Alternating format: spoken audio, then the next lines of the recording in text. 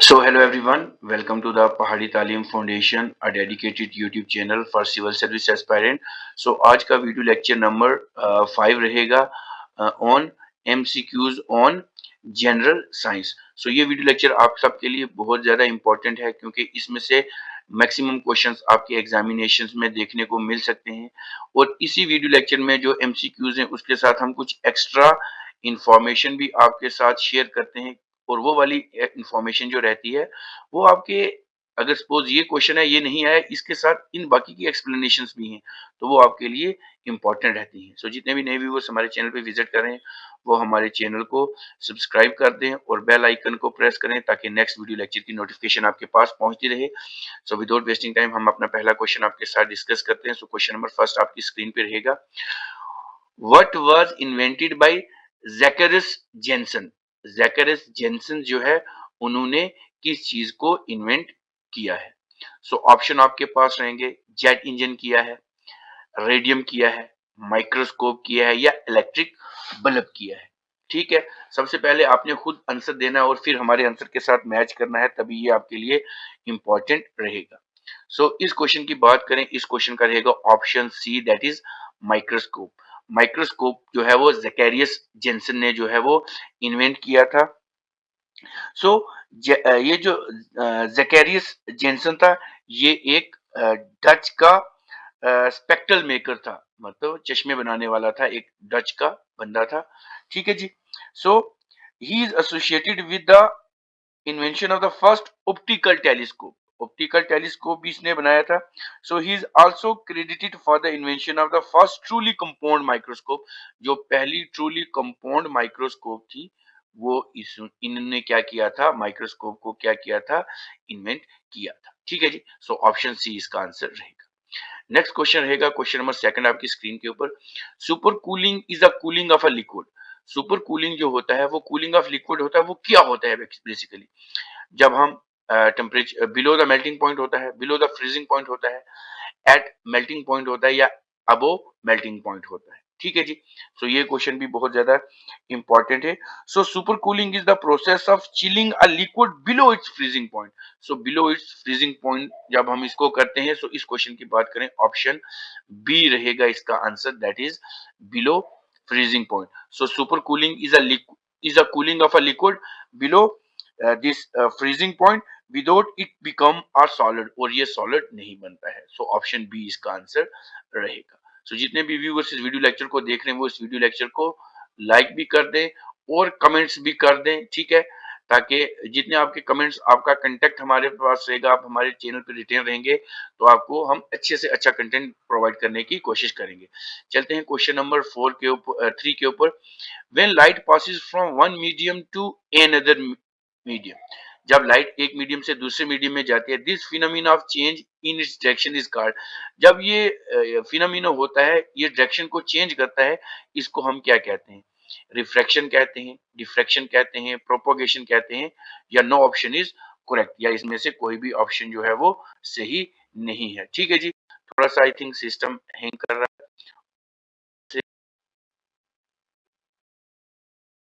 थोड़ा सा वेट कर लें। ठीक है, अब प्रॉपर वर्क करेगा। ठीक है जी। तो इस क्वेश्चन की अगर हम बात करें, इस क्वेश्चन का रहेगा ऑप्शन ए, दैट इज सबको पता है रिफ्रैक्शन की वजह से ही होता है। किसकी वजह से होता है? रिफ्रैक्शन की वजह से होता है। क्या होता है? Refraction is the bending of light as it passes from one medium to another. So the bending is caused by the difference in the density between the two substance. किसकी वजह से होती है? जो इसका डेंसिटी होती है, जिसको हम घनापन कहते हैं, उसकी वजह से। चलते हैं क्वेश्चन नंबर 4 के ऊपर। क्वेश्चन नंबर 4 आपकी स्क्रीन पे रहेगा। इसको पहले मैं स्क्रॉल कर लेता हूं ऊपर ताकि सारे क्वेश्चन विजिबल रहें। सो ये क्वेश्चन भी बहुत ज्यादा इंपॉर्टेंट है आपके examination point of. Who invented the world first true radar and demonstrated it's use. तो सबसे पहला जो ट्रू रडार था वो किसने इन्वेंट किया था और इसको डेमोन्स्ट्रेट, इसका यूज किसने किया था? ऑप्शन ए रहेगा फ्रीड मॉरिसन। उसके बाद ऑप्शन बी रहेगा a H Taylor and Leo C John. Option c रहेगा Wayne Tesla and option d रहेगा डब्ल्यू के रोटेंजन। ठीक है जी। तो ये क्वेश्चन भी बहुत ज़्यादा इम्पोर्टेंट है। सो अगर हम इस क्वेश्चन की बात करें, इस क्वेश्चन का रहेगा answer that is option B H. Tylor and this Leo C Young ने इसको क्या किया था, जो रिडार था उसको इन्वेंट किया था। ये भी क्वेश्चन बहुत ज्यादा इंपॉर्टेंट है। नेक्स्ट क्वेश्चन, ये क्वेश्चन बहुत ज्यादा इंपॉर्टेंट है। ये क्वेश्चन ऐसे ही आपके एग्जामिनेशन में आते हैं। What is the SI unit of intensity of sound? Sound की इंटेंसिटी क्या होती है? What is the SI unit of intensity of sound? क्या उसको डेसिबल कहते हैं? न्यूटन नहीं है। हर्ट्ज कहते हैं? टेस्ला कहते हैं? क्या कहते हैं? क्योंकि ये तो आपने इनमें से ऑप्शंस को ऑड आउट करना आना चाहिए, ऑड आउट ऑन करना आना चाहिए, तभी आपके जो हैं ये क्वेश्चंस आपको आपके एग्जामिनेशन में आप कर पाएंगे।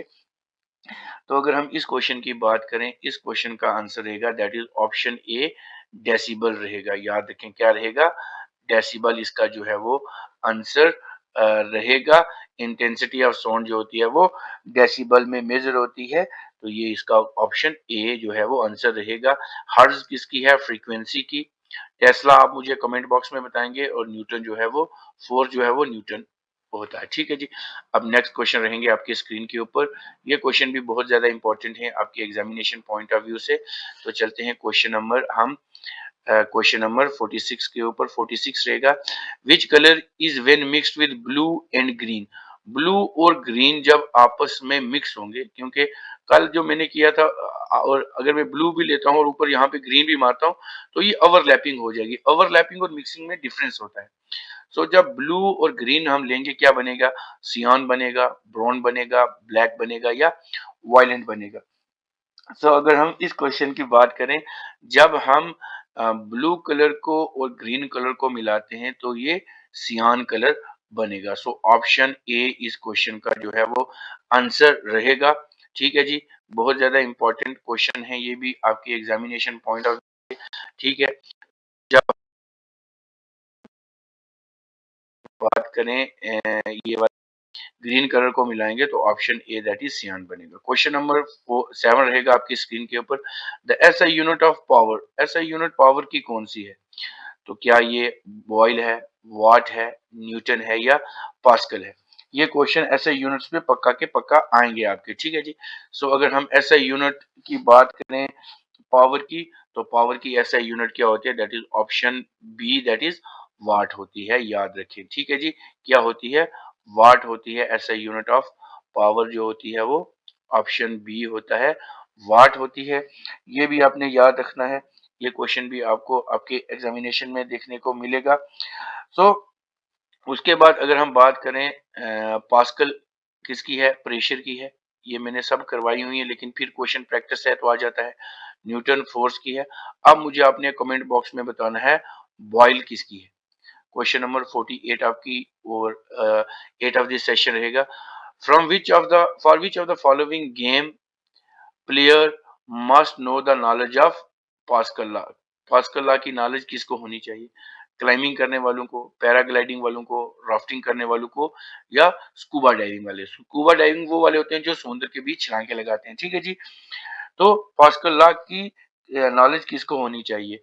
तो अगर हम इस क्वेश्चन की बात करें, इस क्वेश्चन का रहेगा option D that is scuba driver. Scuba driver को इसकी नॉलेज, पास्कल नॉलेज की होनी चाहिए, तभी ही जो उनका काम होगा वो इजी होगा। ठीक है जी। अब ये वाली बात करें अगर हम पास्कल की, तो पास्कल प्रिंसिपल कहता क्या है कि a change in the pressure of enclose incompressible fluid is conveyed undiminished to undiminished to every part of the fluid and to the surface of the container.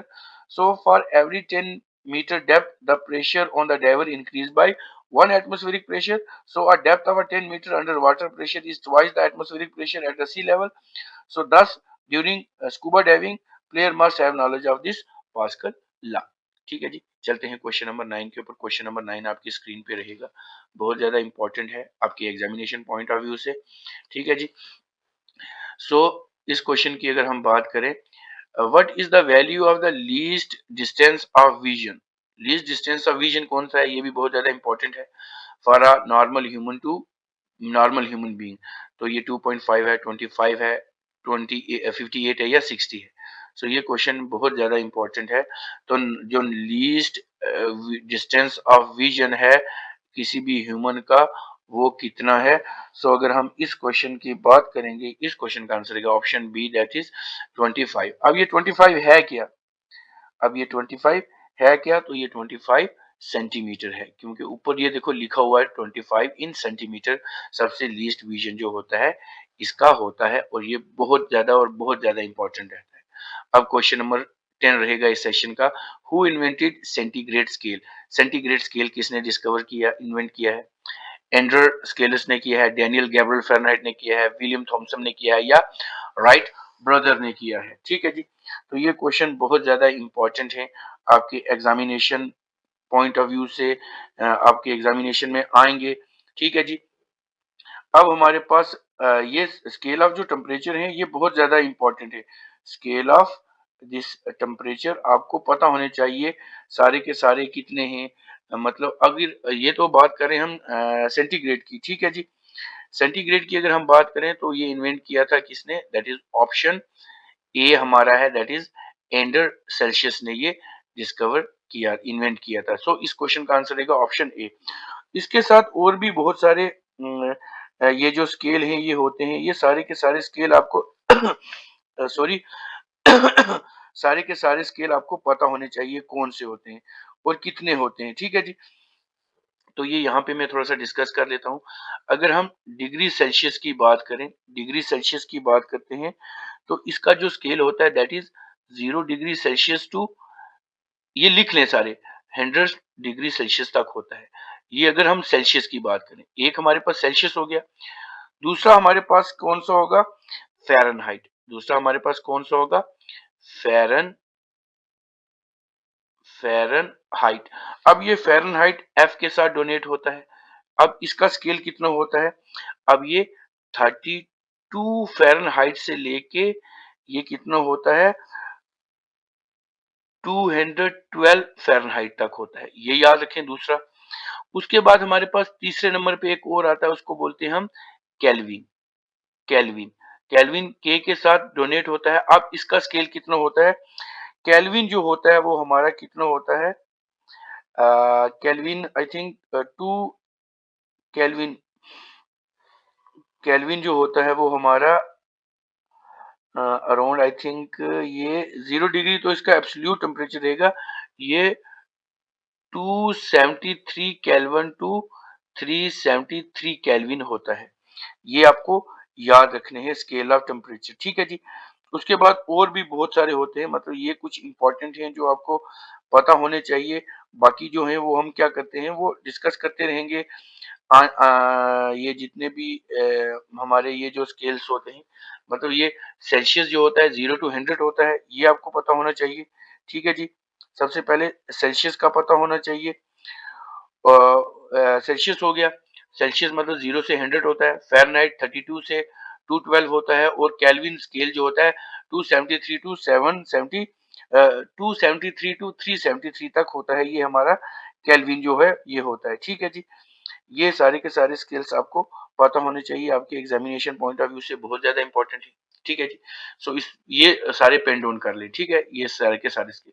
सो ये वीडियो लेक्चर आपको कैसा लगा आप हमें कमेंट करके बता सकते हैं। इस वीडियो को ज्यादा से ज्यादा लाइक करें, अपने फ्रेंड्स के साथ शेयर करें, और हमारे चैनल द पहाड़ी तालीम फाउंडेशन को सब्सक्राइब कर दें। क्योंकि जितने भी आपका जो साइंस का अभी आपका अकाउंट असिस्टेंट फाइनेंस का जो है वो साइंस हो रही है, सारी की सारी यहाँ पे कंप्लीट करेंगे। उसके बाद बाकी वीडियो लेक्चर भी आते रहेंगे। सो आपने हमारे चैनल के साथ बने रहना है, और ताकि आपकी प्रिपरेशन जो है वो कंटिन्यू, जितना ज़्यादा आप रिटेन रहेंगे उतना ज़्यादा अच्छा कंटेंट आपको मिलता रहेगा। सो एट द एंड इस वीडियो को यहीं समाप्त करता हूँ। आप मुझे बताएंगे 10 आउट ऑफ 10 किसके आए हैं। सो ये वीडियो लेक्चर आपको कैसा लगा आप हमें कमेंट करके बता सकते हैं। हमारे चैनल को सब्सक्राइब कर दें। मिलते हैं कल एक नए लेक्चर के साथ। Till then take care, good bye.